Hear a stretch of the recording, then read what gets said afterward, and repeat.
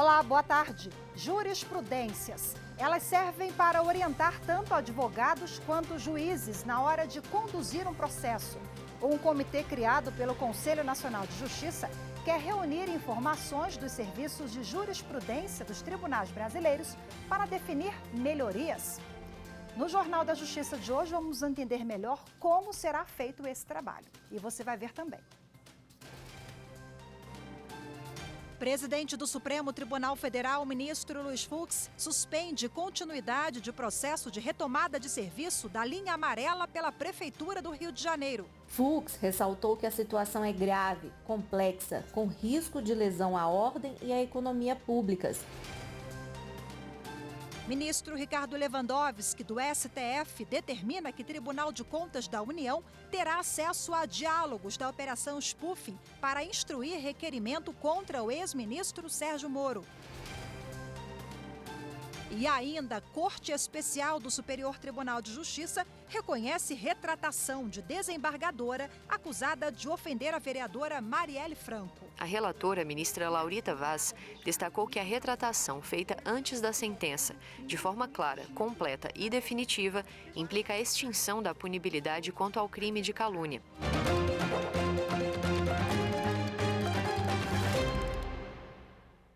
O presidente do Supremo Tribunal Federal, ministro Luiz Fux, suspendeu o processo de encampação da linha amarela pela Prefeitura do Rio de Janeiro. Ele também convocou uma audiência de conciliação em busca de solução amigável. Em setembro do ano passado, o presidente do Superior Tribunal de Justiça, ministro Humberto Martins, havia autorizado a Prefeitura do Rio a retomar a administração da linha amarela, que liga as zonas norte e oeste na cidade. Estava concedida à concessionária Lanza. A decisão liminar atende pedido feito pela Associação Brasileira de Concessionárias de Rodovias. A entidade alegou que a continuidade do processo de encampação, além de acarretar em demissão de centenas de funcionários, cancelamento de investimentos e processos similares, afronta a competência do STF porque o tema é constitucional. O processo de encampação trata da retomada do serviço durante o prazo da concessão de uma empresa e por motivo de interesse público. No caso da linha amarela, no Rio, está em discussão a aplicação da Lei Complementar de 2019, que autorizou a anulação da concessão e extinguiu o direito da concessionária à indenização prévia. Hoje, a Prefeitura do Rio de Janeiro está com a concessão da via por decisão do Superior Tribunal de Justiça. Fux ressaltou que a situação é grave, complexa, com risco de lesão à ordem e à economia públicas. Na decisão, o presidente do STF convocou uma audiência de conciliação para o dia 16 de março, em busca de uma solução amigável.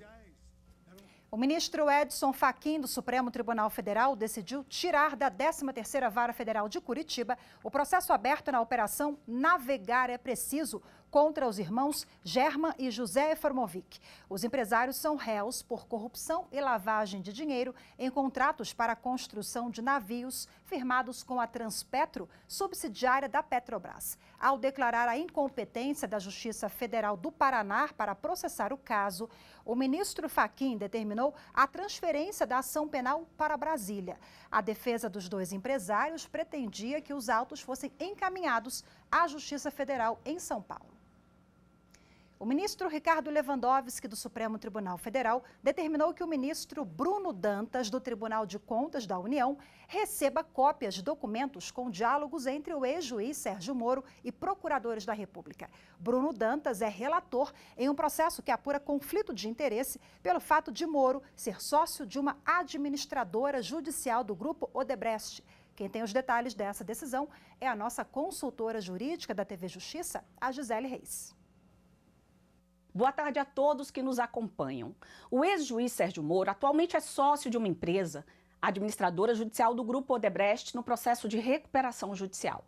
O Tribunal de Contas da União abriu procedimento administrativo com o objetivo de apurar se há algum conflito de interesse nessa situação, já que há notícia de que ele havia orientado procuradores do Ministério Público Federal em questões relativas a informações constantes nos sistemas daquela empresa, e com isso pode ter contribuído com a situação de insolvência.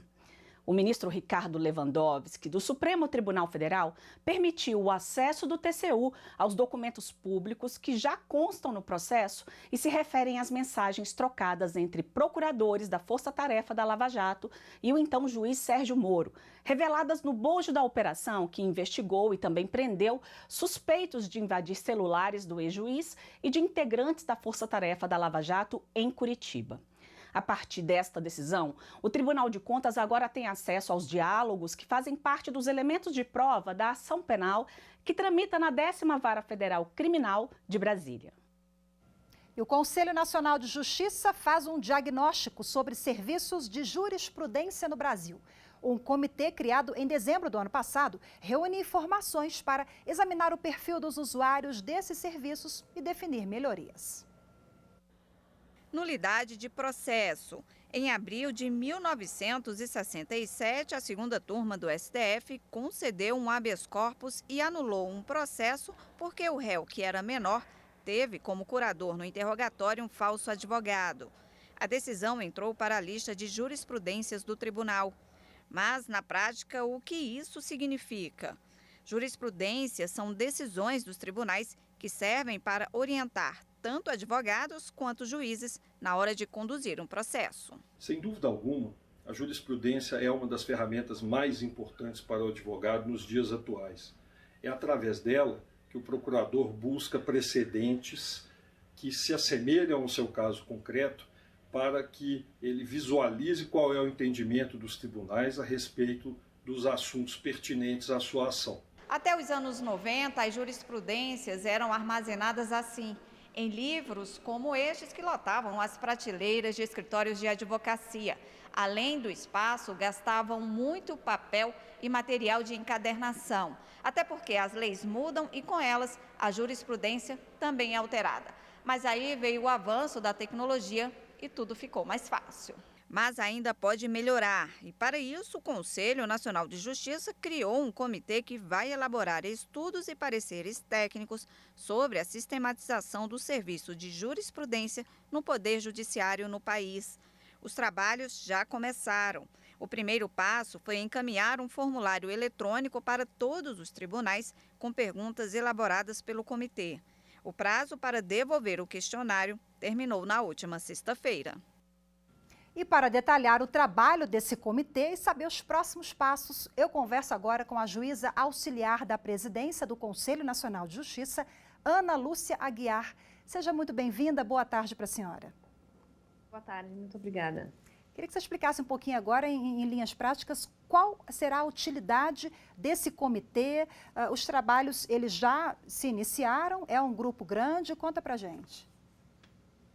Então, o comitê ele tem esse foco, esse serviço de pesquisa de jurisprudência, né? Como a gente viu agora na reportagem, ele é um serviço bastante importante e ele consiste nessa consulta e divulgação das decisões dos tribunais, né? Então, ele é tanto um serviço importante para os usuários internos, ou seja, para os servidores e juízes, tanto para terem conhecimento dessas decisões, para uma uniformidade, uma coerência da jurisprudência do tribunal, como também para usuários externos, como advogados, para que tenham conhecimento de como está sendo tratadas certas questões pelo tribunal, também o conhecimento das partes, de como as suas próprias questões estão sendo decididas, jornalistas, a sociedade, enfim. Então, ele é um serviço bastante importante e o comitê ele tem esse olhar específico para aprimorar esse serviço no país. E é bom compartilhar boas práticas, né? Boas iniciativas. Nesse caso, são decisões, conjunto de entendimentos, decisões a respeito de determinado caso ou tema, mas essa troca de experiências é sempre muito importante, né? Exatamente. E esse diagnóstico, esse formulário que a gente pediu que os tribunais preenchessem, ele tem essa função justamente de fornecer para o tribunal, para o CNJ, para o comitê, esse panorama geral dos tribunais, não é? Porque a gente sabe que os tribunais pelo Brasil afora têm uma diversidade de tratamento nesse serviço e muitos têm serviços muito bons, não é? Fazem um trabalho de excelência nesse quesito. Então, a função do comitê é fazer essa troca, essa divulgação das melhores experiências e o compartilhamento dessas experiências específicas desse serviço de jurisprudência. Eu citei há pouco que é um grupo grande, né? Por favor, Sim. a senhora pode concluir, desculpa a interrupção. E sobre o grupo grande, eu sei que há uma diversidade também, são servidores da tecnologia, da área de negócios. Exatamente, nós reunimos nesse grupo servidores da área de negócios, servidores que entendem bastante do serviço de pesquisa e também servidores de tecnologia, né? Porque como mostrou a reportagem, não é mais guardado nesses livros, mas agora está tudo no nosso computador. Inovação é uma palavra importante também, palavra-chave na hora de divulgar esses dados? Eu acho que sim, acho que inovação é uma palavra importante, mas acho que principalmente é o compartilhamento de práticas que já existem, não é? Porque às vezes tem tribunais que fazem, que adotam recursos bastante interessantes, mas que os outros tribunais não conhecem. Então, acho que a função principal desse comitê não só é inovar, mas é usar aquilo que já existe e fazer essa divulgação e compartilhamento para outros tribunais. E também nós pretendemos com o comitê ajudar na implantação, ou seja, esses tribunais que gostariam de aprimorar os seus serviços, também ajudar na implementação dessas boas práticas para quem tiver interesse. Ana, para a gente finalizar, tem também o usuário, né? O usuário também será ouvido, são estratégias que serão criadas, definidas a partir de um formulário da escuta do jurisdicionado, digamos assim, também? Com certeza, os usuários, não é? Nós temos diferentes tipos de usuários desse serviço de pesquisa, de jurisprudência. Os usuários são o nosso foco principal, não é? Tanto os usuários internos como os usuários externos. Então, durante o nosso trabalho, a gente pretende também fazer um diagnóstico de satisfação dos usuários. Ana Lúcia Aguiar, juíza auxiliar do Conselho Nacional de Justiça, muito obrigada pela sua participação. Parabéns. Muito obrigada. Bom trabalho no comitê. Boa tarde, Muito até obrigada. a próxima. Tchau, tchau. Estamos à disposição. Boa tarde.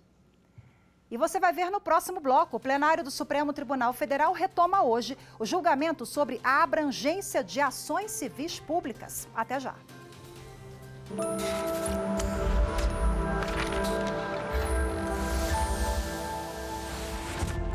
A Constituição Federal foi determinante para a criação e hoje manutenção do Estado Democrático do Direito. É com base na Carta Magna que o Estado brasileiro passou a ser regido sob a ótica da democracia, com a consequente implementação dos direitos civis e políticos, gerando liberdades individuais dentro de um pensamento coletivo.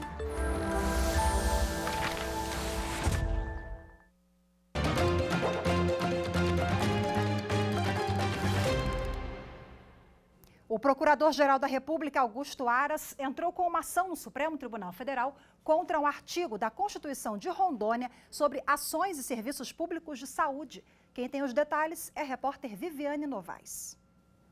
O artigo da Constituição Estadual determina que 0,3% da receita destinada a emendas individuais ao projeto de lei orçamentária do Estado seja destinado a ações e serviços públicos de saúde. Segundo Aras, o artigo diverge do modelo imposto em âmbito nacional pela Emenda Constitucional 86 de 2015, porque reduz pela metade o total de verbas reservadas para o setor de saúde e prejudica o enfrentamento à pandemia de Covid-19. O relator da ação no Supremo é o ministro Gilmar Mendes e o julgamento está previsto na pauta da sessão virtual que começa na próxima sexta-feira.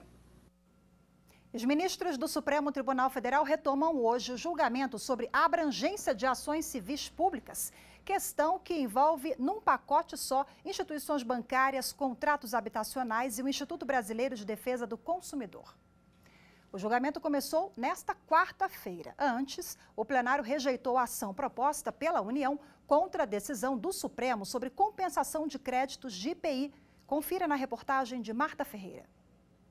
Na primeira parte da sessão, os ministros retomaram o julgamento do caso em que a União busca desconstituir uma decisão do plenário do STF a favor da possibilidade de compensação de créditos do IPI, Imposto sobre Produtos Industrializados, na aquisição de insumos favorecidos pela alíquota zero. Em seu voto, o relator da ação, ministro Edson Fachin, negou o pedido feito pela União. O Código de Processo Civil de 2015, conhecido Código Fux, senhor presidente, no seu artigo 926, prevê, com o devido merecimento doutrinário e pragmático, que os tribunais devem uniformizar sua jurisprudência e mantê-la estável, íntegra e coerente. Portanto, entendo aqui que, em homenagem a esta compreensão e em homenagem aos limites do juízo rescindendo, creio que tais circunstâncias trazem à colação o não conhecimento da presente ação rescisória. Para tanto, há, em meu modo de ver, doutrina reconhecida e ilustrada que dá fundamento a esta percepção. O revisor da ação, ministro Alexandre de Moraes, acompanhou o relator. Não há viabilidade, a meu ver, na desconstituição de uma tutela outorgada pela Corte em virtude de posterior modificação de entendimento jurisprudencial. O que foi alegado da tribuna é a questão de que o acórdão que se pretende rescindir teria terminado ou teria sido julgado em seu final, obtido o trânsito em julgado após a alteração de posicionamento da Corte. Não me parece correto isso. E o plenário, por unanimidade, rejeitou a ação proposta pela União contra a decisão do Supremo sobre a compensação de créditos de IPI. Outro tema analisado na sessão foi um recurso extraordinário que discute a abrangência do limite territorial para a eficácia das decisões proferidas em ações civis públicas, tratado no artigo 16 da Lei da Ação Civil Pública de 1985. A questão envolve, de um lado, as instituições bancárias e os contratos habitacionais por elas ofertados, e do outro, o Instituto Brasileiro de Defesa do Consumidor, IDEC, que busca a revisão desses contratos. O ministro Alexandre de Moraes é o relator. No ano passado, ele determinou a suspensão nacional de todos os processos em andamento sobre o tema. Na sessão dessa quarta-feira, falaram os advogados dos bancos, do Instituto Brasileiro de Defesa ao Consumidor, além do Procurador-Geral da República. Depois das sustentações orais, o julgamento foi suspenso.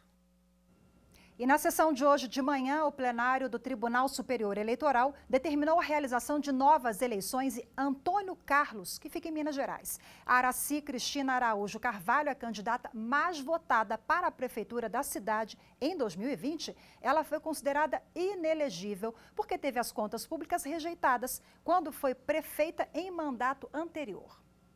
E no início da sessão, o presidente do TSE, ministro Luiz Roberto Barroso, lamentou as mortes ocorridas em todo o país por causa da pandemia da Covid-19. O Brasil ontem bateu recorde de mortos pelo coronavírus, quando 1.840 pessoas perderam a vida para a doença.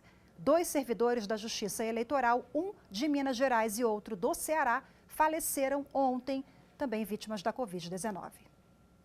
Nós tivemos, na data de ontem, 1.840 mortos pela Covid-19 no Brasil. Nós estamos batendo recordes negativos. Algumas dessas mortes eram, como em toda parte do mundo, inevitáveis, mas muitas eram evitáveis. Nós estamos, infelizmente, vivendo um momento de desvalorização da vida, em que pessoas nos deixam e passam a ser tratados puramente como números. É muito triste o que está acontecendo no Brasil e é legítimo o sentimento de abandono que as pessoas têm pelo Brasil afora. Queria daqui, em nome do Tribunal Superior Eleitoral, mandar o nosso carinho e a nossa solidariedade a todas as pessoas que vêm perdendo os seus entes queridos. E a Justiça Federal no Tocantins determinou que uma empresa de cimento respeite o limite de peso de seus caminhões. Ela tem histórico de multas por excesso de carga. A fabricante de cimento terá que controlar o limite de peso dos caminhões de carga que circulam pelas rodovias federais que cortam o Tocantins. A decisão é da Justiça Federal de Palmas, após a análise de uma ação civil pública proposta pelo MPF. Documentos revelam que nos últimos 5 anos, a empresa foi autuada 14 vezes por este motivo. No país, foram 113 multas aplicadas em pouco mais de um ano. A Justiça considerou que trafegar com excesso de peso viola a legislação de trânsito e provoca danos no asfalto, além de colocar em risco a segurança de outros veículos, pois aumenta a chance de acontecerem acidentes. Por isso, a decisão determinou que a empresa seja multada em R$ 5.000 toda vez que ocorrer flagrante por excesso de carga. E você vai ver no próximo bloco, o Superior Tribunal de Justiça reconhece a retratação de desembargadora acusada de ofender a vereadora Marielle Franco. Os detalhes a seguir.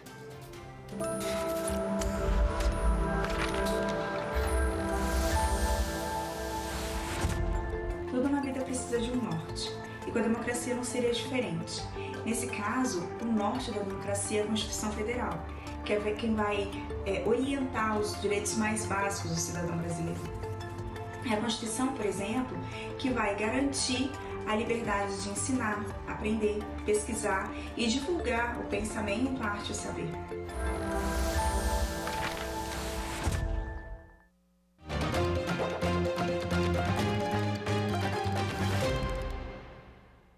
A Corte Especial do Superior Tribunal de Justiça reconheceu a retratação de desembargadora acusada de ofender a vereadora Marielle Franco.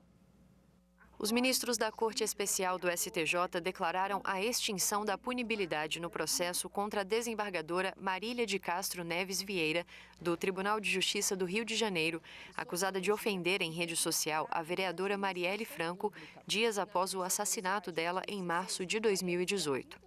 A queixa-crime foi apresentada pelos familiares de Marielle Franco. A defesa da desembargadora alegou que não houve intenção de ofender a honra da vereadora e que a retratação foi feita no mesmo meio pelo qual foram publicadas as supostas ofensas. Mas, segundo a família de Marielle, não houve retratação cabal do que foi publicado. Isso justificaria a condenação da magistrada por calúnia. Ao julgar o mérito da acusação, a relatora, ministra Laurita Vaz, destacou que a retratação feita antes da sentença, de forma clara, completa e definitiva, implica a extinção da punibilidade quanto ao crime de calúnia.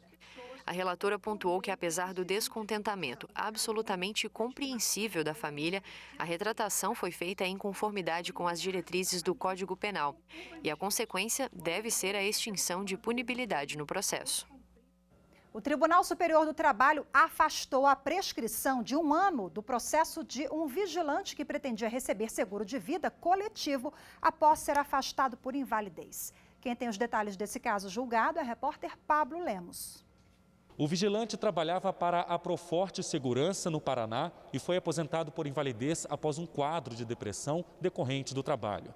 Segundo ele, as convenções coletivas garantiam, nesse caso, indenização ou seguro de vida de uma seguradora contratada pela empresa.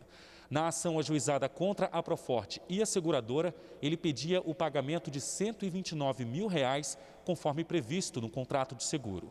O TRT da 9ª Região, no Paraná, havia extinguido o processo por entender que a pretensão do vigilante dizia respeito apenas à seguradora, embora a ação se direcionasse também à Proforte. Sendo assim, a prescrição seria a de 1 ano, uma vez que o empregado ajuizou a ação após o período anual previsto no contrato de seguro. O vigilante recorreu ao Tribunal Superior do Trabalho.